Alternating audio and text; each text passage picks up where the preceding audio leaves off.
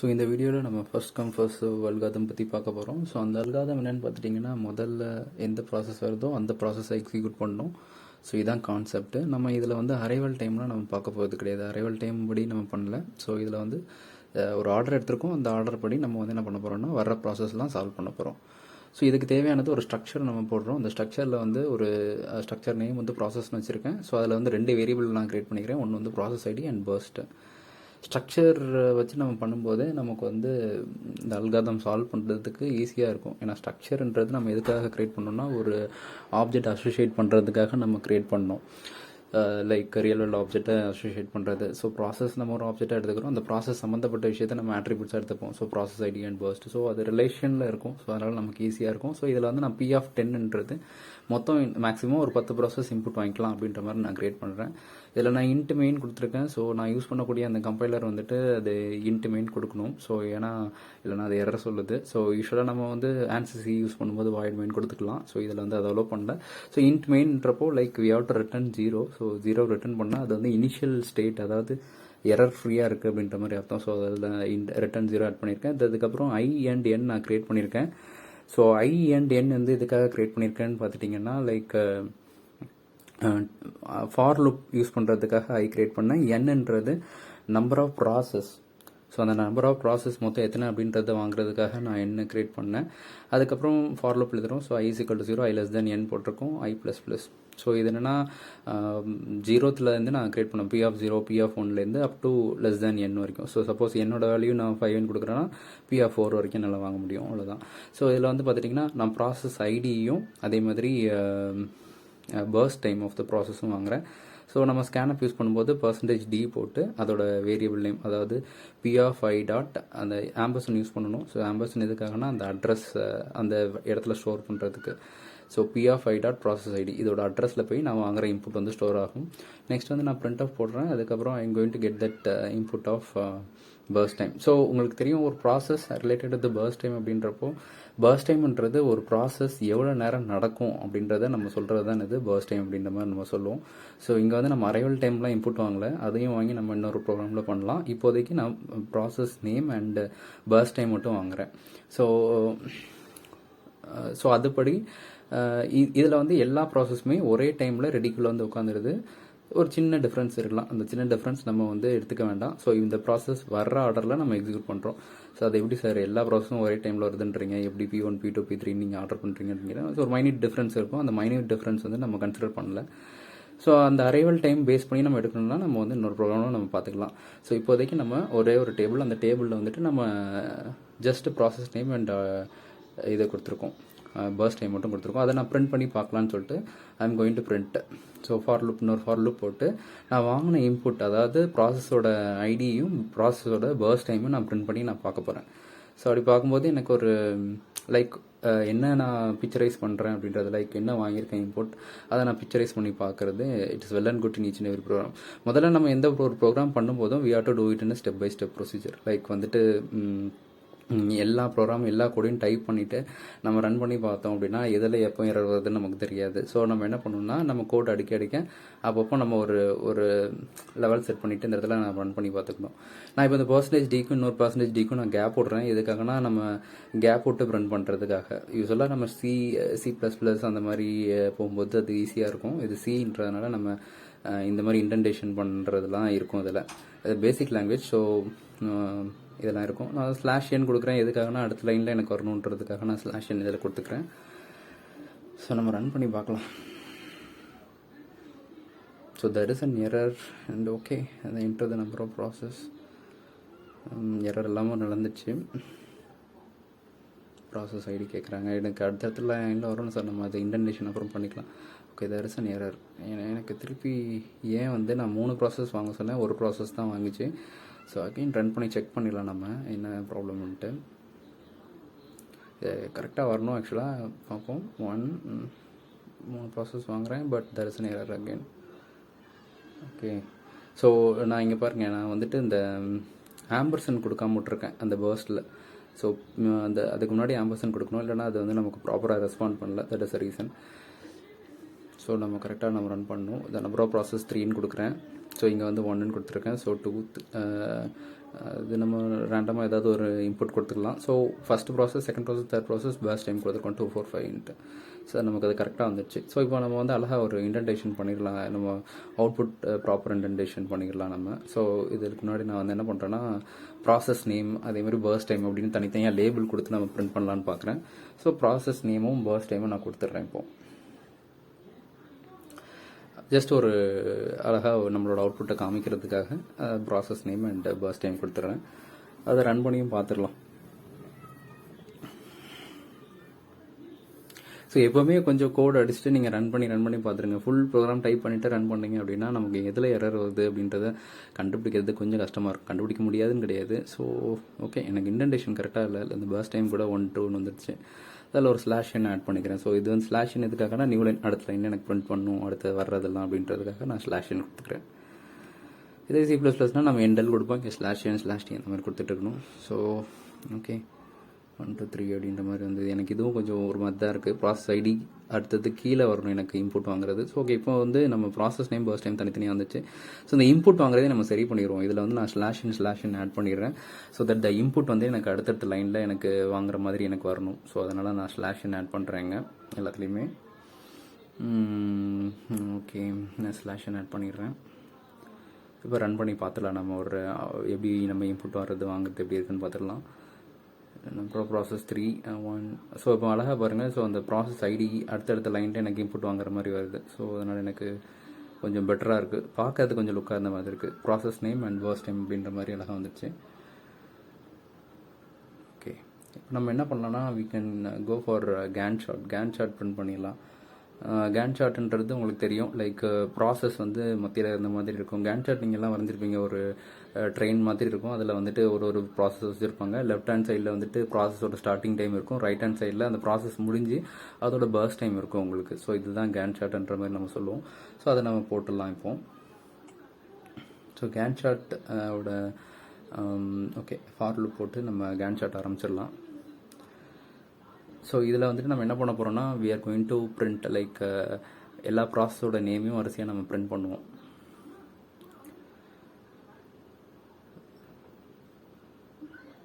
So printf cout அடிக்க தான் வருது. பிரிண்ட் ஆஃப் p of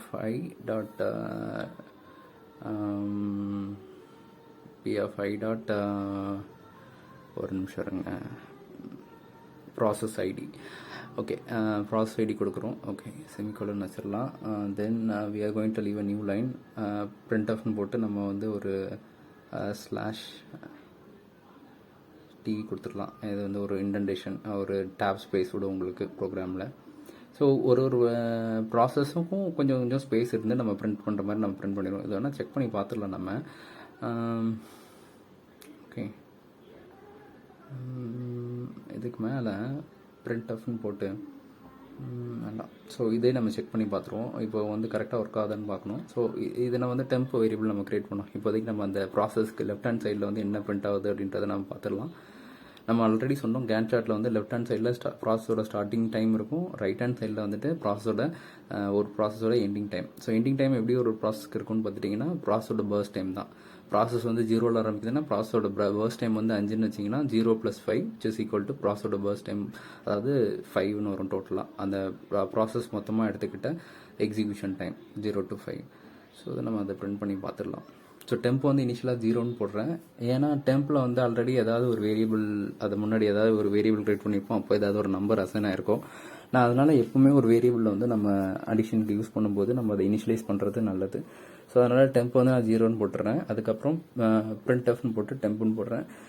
இதில் வந்து நான் டெம்ப் 0 போட்டதுக்கு இன்னொரு காரணமும் இருக்குது. என்ன காரணம்னு பார்த்துட்டிங்கன்னா நம்ம கேன் சார்ட்டில் லெஃப்ட் ஹேண்ட் சைடில் ஃபஸ்ட்டு நான் பிரிண்ட் பண்ண போகிறது டெம்ப் தான்.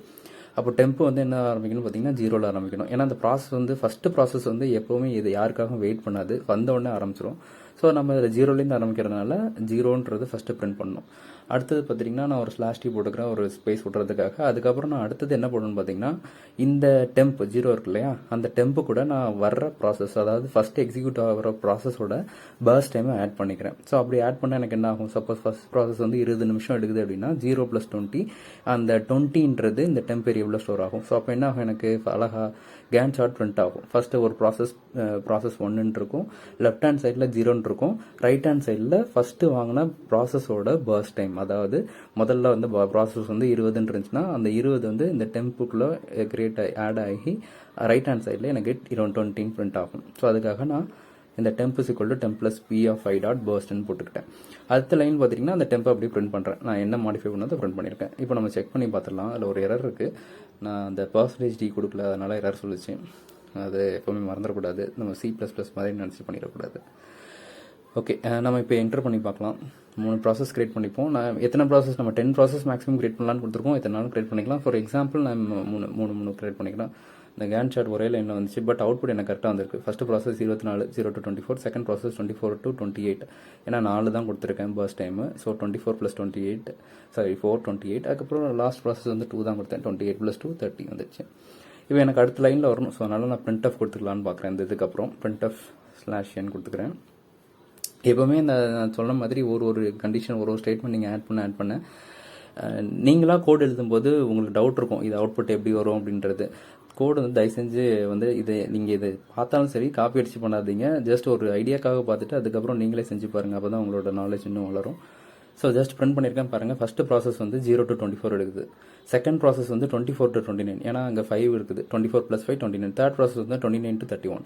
அழகாக கரெக்டாக எக்ஸிக்யூட் ஆயிடுச்சு. பட் இன்டென்டேஷன் இன்னும் கொஞ்சம் எனக்கு ப்ராப்ளம் இருக்குது. ஸோ நான் இன்னொரு /t அந்த ப்ராசஸ் பக்கத்தில் ஆட் பண்ணலான்னு பார்க்குறேன்.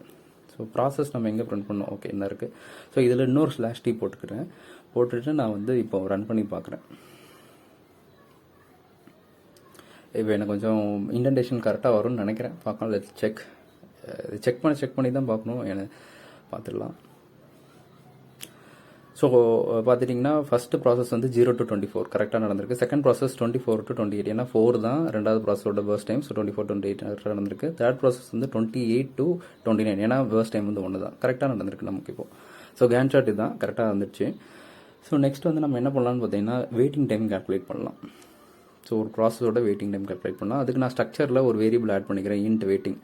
ஸோ இந்த மாதிரி அழகாக நீங்கள் வந்து ஒன்றா நீங்கள் கிரியேட் பண்ணி பண்ணும்போது உங்களுக்கு எல்லாமே கரெக்டாக புரியும். நீங்கள் மொத்தமாக வந்துட்டு கோடை கண்ணை மூடிட்டு அடிச்சிங்க அப்படின்னா லைக் என்ன பண்ணியிருக்கோம் எது பண்ணியிருக்கணும் ஒன்றுமே தெரியாது. நான் ஒரு வெயிட்டிங் டைம் கிரியேட் பண்ணியிருக்கேன். நான் ஆல்ரெடி சொன்னேன், ஸ்ட்ரக்சர்ன்றது நம்ம ஒரு ரியல் வேர்ல்ட் ஆப்ஜெக்ட்டை மேட்ச் பண்ணுற மாதிரி ஒரு ப்ராசஸ் எடுத்திருக்கோம். ப்ராசஸ்ன்றது ஒரு ஆப்ஜெக்ட் எடுத்துட்டிங்கன்னா அதோட சம்மந்தப்பட்ட ஆட்ரிபியூட்ஸ்னால் அழகாக ஸ்ட்ரக்சரில் நான் கிரியேட் பண்ணிட்டேன். இப்போ பாருங்கள், p(0.waiting) = 0ன்னு போட்டேன்.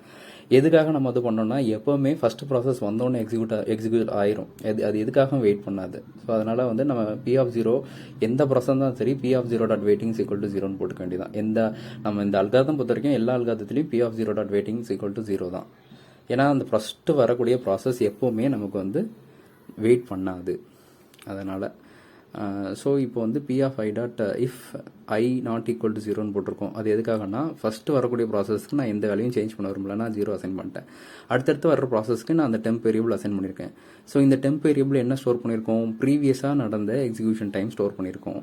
அதுதான் வந்து பார்த்துட்டிங்கன்னா அதில் நான் அசைன் பண்ணியிருக்கேன் p(i.waiting). எதுக்காகனா நான் இந்த வெயிட்டிங் p(i.waiting) வந்து நான் கீழே எழுதலாம். அதாவது temp = temp + p(i.burst)க்கு கீழே எழுதுனா ப்ராப்ளம் ஆகும்.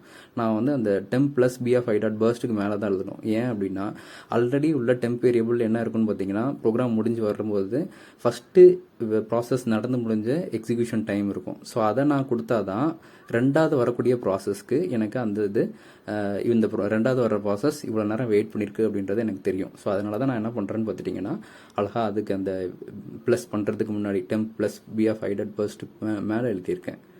ஸோ அதுக்கு கீழே எழுதணும்னா ப்ராப்ளம் ஆகும். ஸோ நம்ம அந்த ஸ்டேட்மெண்ட் அதுக்கு மேலே எழுதணும். ஸோ இப்போ நம்ம வந்து அழகாக அந்த பிரிண்ட் ஸ்டேட்மெண்ட் போட்டு பார்க்கலாம். ஒவ்வொரு ப்ராசஸும் எவ்வளோ நேரம் வெயிட் பண்ணுன்றதை நான் பார்க்குறேன்.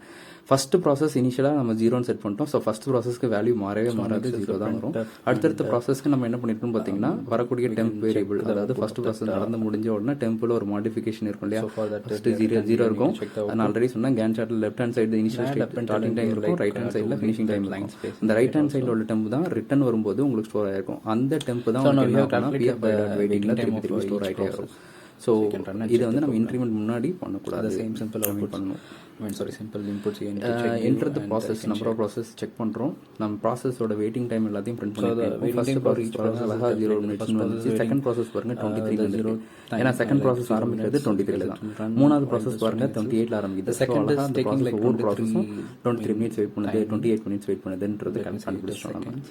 So the third one is இதுதான் நான் சொன்னேன், இந்த டெம்ப் ரெண்டாவது டெம்ப் சொன்னால அது 23 ஸ்டோர் பண்ணி. So it will be waiting like for the previous process to complete. So இப்போ வந்துட்டு நம்ம என்ன பண்ணலாம்னு பாத்தீங்கன்னா average waiting time. Next you can calculate that average variable தேவைப்படும். So நான் அதை calculate பண்ணிக்கலாம். Variable which is like TW WT, so waiting time and average waiting time whatever. So ஏதாவது வேரியபிள் கிரியேட் பண்ணிக்கலாம், இதுதான் கிரியேட் பண்ணனும் கிடையாது. I initially is WT. இத வந்து ANSI பழைய C கம்பைலர்லாம் யூஸ் பண்ணீங்கன்னா நம்ம டிக்ளரேஷன் முதல் லைன்லயே பண்ண வேண்டியது இருக்கும். பிகாஸ் இதுல வந்து ரேண்டமா எங்கனாலும் பண்ற மாதிரி அக்செப்ட் பண்ணுது.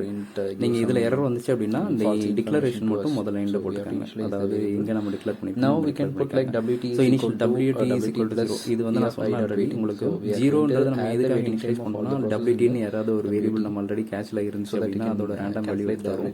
ஸோ அதை நம்ம 0ல இனிஷியலைஸ் பண்ணி வச்சுட்டு இந்த மாதிரி WT is equal to WT ன்னு ஆட் பண்ணும்போது நமக்கு கரெக்டாக நடக்கும். ஸோ அதனால it is well. So average waiting time will be like waiting WT is equal to WT plus P of I dot waiting. So ஒவ்வொரு தடவையும் அந்த வெயிட்டிங் டைம் வந்து இந்த WT கூட இன்க்ரிமெண்ட் ஆகிட்டே வந்துட்டு இருக்கும்.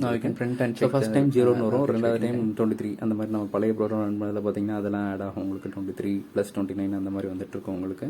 ஸோ அந்த WTல அந்த டோட்டல் வெயிட்டிங் டைம் இருக்கும்.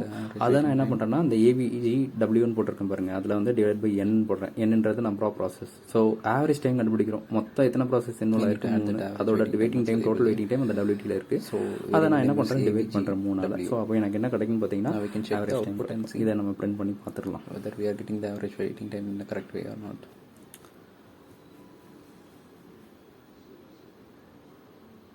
ஸோ அவுட்புட் வருது. ஸோ நம்பர் ஆஃப் ப்ராசஸ் கேட்குறாங்க, நம்ம கொடுத்துடலாம். ஜஸ்ட் ரேண்டம் வேல்யூ கொடுத்து பாருங்க, ஒன்றும் பிரச்சனை இல்லை. இதுதான் கொடுக்கணும்னு கிடையாது, நம்ம என்ன வேல்யூ நம்ம கொடுத்துக்கலாம். ஸோ ஆவரேஜ் இதில் பாருங்க வெயிட்டிங் டைம் வந்து ஃபர்ஸ்ட் ப்ராசஸ் 0 + ரெண்டாவது ப்ராசஸோட 24, மூணாவது ப்ராசஸோட 27 52 அழகாக. ஸோ இது ரெண்டுத்தையும் சம் பண்ணிங்கன்னா உங்களுக்கு வந்து அரௌண்ட் 55 52 வரும்னு நினைக்கிறேன். 52 divided by 3 which is 17. So நான் கால்குலேட் பண்ணல, நீங்கள் கால்குலேட் பண்ணீங்க பாயிண்ட்ல வந்துச்சுன்னா அந்த பாயிண்ட் வந்து இதில் காமிக்காது, ஏன்னா நம்ம இன்டிஜர் வேரியபிள் தான் எல்லாமே கிரியேட் பண்ணிருக்கோம். So there is any decimal point waiting time நம்ம கண்டுபிடிச்சிட்டோம், ஆவரேஜ் வெயிட்டிங் டைம் கண்டுபிடிச்சிட்டோம். But now we can go for கண்டுபிடிக்கலாம். ஸோ ஒன்னொன்னா போறது நல்லது. நம்ம turnaround time is like the amount of the turnaround timeன்றது நம்ம இந்த இன்க்ரிமெண்ட் பண்ணதுக்கு அடுத்த ஸ்டேட்மென்ட்ல தான் நம்ம பண்ணணும். ஏன் அப்படின்னா ஃபர்ஸ்ட் ப்ராசஸ் எடுத்துக்காங்க 0 வரும், அதுக்கப்புறம் ஃபர்ஸ்ட் ப்ராசஸ் முடியக்கூடிய டைம் தான் turnaround time. அப்போ என்ன உங்களுக்கு ஃபர்ஸ்ட் ப்ராசஸ் முடிஞ்சது டைம் வந்து இதுல தான் இருக்கும். temp is equal to temp plus b of i dot burst. First process முடிஞ்ச டைம் வந்து நான் அழகா p of i dot tan is equal to temp ன்னு போட்டேன். இதுல நான் எந்த கண்டிஷன் போடல, if i is equal to 0 அந்த மாதிரிலாம் எதுவும் போடல. ஏன்னா இது turnaround timeன்றது ஒரு ப்ராசஸ் எவ்வளவு நேரம் எடுக்குது கியூல அப்படின்றத நம்ம சொல்ல போறோம். ஸோ அதுதான் time to that நம்ம print பண்ணியும் பார்த்துடலாம். say like p of i dot tan is equal to temp because like so நம்ம கண்டிஷனை பொறுத்தவரைக்கும் பார்த்தீங்கன்னா எல்லா ப்ராசஸும் ஒரே டைம்ல வந்துடுது. ஸோ அதனால நம்ம இது வரைக்கும் என்டர் பண்ணது 24 4 5 அந்த மாதிரி நம்ம பர்ஸ்ட் டைம் போட்டிருந்தோம். ஸோ அதெல்லாம் சம் பண்ற மாதிரி உங்களுக்கு வரும். டைம் பார்த்துடலாம் நம்ம அந்த ஆவரேஜ் turnaround டைமை நம்ம கால்குலேட் பண்ணணும். இந்த previous scenario like before incrementing the temp variable we have taken so the waiting time because it will be taking the left hand side of the process the Gantt chart. To take the right hand side of the Gantt chart you need to assign p of i dot tan is equal to temp first adukaprom, so that we will get the right hand operand of that I mean in the Gantt chart. Okay, tan correct போடல. Okay, so number of process 3 enter the process ID 1 2 இதில் ரேண்டமாக நம்ம check பண்ணிக்கலாம். இப்போ நம்ம வந்து என்ன calculate பண்ணிருக்கோம், turnaround டைம் எல்லா ப்ராசஸ்க்கு நம்ம பிரிண்ட் பண்ணியிருக்கோம். ஸோ 0 24 29 வந்து வெயிட்டிங் டைம், 24 29 33ன்றது ஒவ்வொரு ப்ராசஸ் முடியக்கூடிய டைம். ஃபர்ஸ்ட் ப்ராசஸ் 24ல முடியுது, செகண்ட் ப்ராசஸ் முடியுது, அந்த மாதிரி ஒவ்வொரு ப்ராசஸ் முடிகிற டைம் சொல்ல இருந்துச்சு. இப்போ நம்ம ஆவரேஜ் turnaround டைம் கிரியேட் பண்ணிக்கலாம். Now we can take so இங்கே தெரியாத கோடு வந்து என்னன்னு பார்த்தீங்கன்னா பிஎஃப் ஐ டாட் டேன் அப்படின்ற மாதிரி same as like what you have done for the waiting time. தெரிஞ்சுன்னா வெல் குட். அந்த பிஎஃப் டாட் அந்த print of statement process waiting time is %d போட்டிருக்கேன் பாருங்க. PF I dot process ID, அடுத்தது comma போட்டு PF I dot waiting, அடுத்தது PF I dot tan அப்படின்ற மாதிரி நான் கொடுத்துருக்கேன். எனக்கு தெரியல. இப்போ டேனர் ஆன் டைம் கிரியேட் பண்ணிருக்கோம், அதே மாதிரி ஆவரேஜ் டேனர் ஆன் டைம் கிரியேட் பண்ணிருக்கோம். TU = 0 போட்டிருக்கேன். நான் எதுக்கு அந்த காரணம் சொன்னேன் உங்களுக்கு.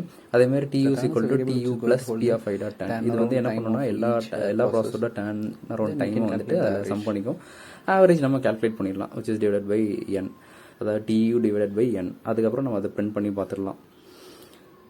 ஸோ நான் ஆல்ரெடி சொல்லிட்டேன், வெயிட்டிங் டைம்ன்றது ஒரு ப்ராசஸ் எவ்வளோ நேரம் வெயிட் பண்ணுது எக்ஸிகியூஷனுக்கு, அதான் வெயிட்டிங் டைம். டேனர் ஆன் டைம்ன்றது ஒரு ப்ராசஸ் எவ்வளோ நேரம் எடுக்குது ரன் பண்ணி முடிக்கிறதுக்கு, அதான் வந்து நம்ம வந்து டேனர் ஆன் டைம் அப்படின்ற மாதிரி நம்ம சொல்லுவோம். There will be process in the middle, the left hand side there will be starting time, in the right hand side it will be the end time of the process. இங்கே நம்ம இதில் வந்து எல்லா ப்ராசஸும் ஒரே நேரத்தில் வந்துடுது. ஸோ அதனால நமக்கு வந்து ஈஸியாக இருக்குது கால்குலேஷன்ஸு. இன்னும் நம்ம அந்த அரைவல் டைம் வச்சு பார்க்கும்போது இன்னும் கொஞ்சம் வேறு மாதிரி இருக்கும். அதையும் நம்ம பார்ப்போம். In the 45th statement, like just நான் print பண்றேன் average turnaround time equal to 10 because the 44th statement tells that we are adding the burst time of each process with the temp. Run பண்ணி output பார்த்துடலாம். So now we are calculating the average பண்ணிட்டோம். FCFS ஓரியன்டடா run and see. So 3 1 2 2 சும்மா ரேண்டமா கொடுத்துக்கலாம். So பாருங்க, first ப்ராசஸ்க்கு வந்து 0 to 2 ஆரம்பிக்குது. Base time கொடுத்துருக்கோம். செகண்ட் ப்ராசஸ் வந்து 2 to 7 பார்த்தீங்கன்னா பேஸ் டைம் 5 கொடுத்துருக்கோம். தேர்ட் ப்ராசஸ் 7 to 9 ஏன்னா 2 கொடுத்துருக்கோம். ஸோ அந்த ஆவரேஜ் டர்னர் ஆன் டைம் பாருங்க 2 + 7 + 9 இஸ் லைக் 18 divided by 3 6 கரெக்டாக வந்துருச்சு. அடுத்தது 0 + 2 + 7 டிவைட் பண்ணி 3 போட்டிங்கன்னா 3 தான் வரும். வெயிட்டிங் 3 கரெக்டாக வந்துச்சு நமக்கு. ஸோ ஏதாவது டவுட் இருந்தால் கமெண்ட் செக்ஷனில் கொடுங்க, பார்த்துடலாம். தேங்க்யூ.